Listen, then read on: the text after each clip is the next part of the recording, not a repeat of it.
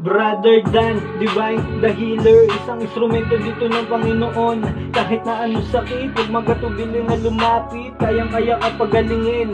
Mas mabisa ang gamutan, mabilis lang gagaling kapag malakas ang pananampalataya. Tiyong paniniwala sa Diyos. Oo, yan ang ating unang isa puso. Walang imposible pag sa Kanya nagtiwala. Di po kita binibiro, dito mo mararanasan paano magkaroon ng himala. Physical o spiritual na sakit, kahit ganong kalala. Huwag ka pong mag-alala, si Bro Dan na po ang bahala. Nagbabahagi din ng karunungan, nagkaalaman na matuturing kayamanan. Dasal na Latin na pananggala at gabay na pangontra para sa iyong kaligtasan.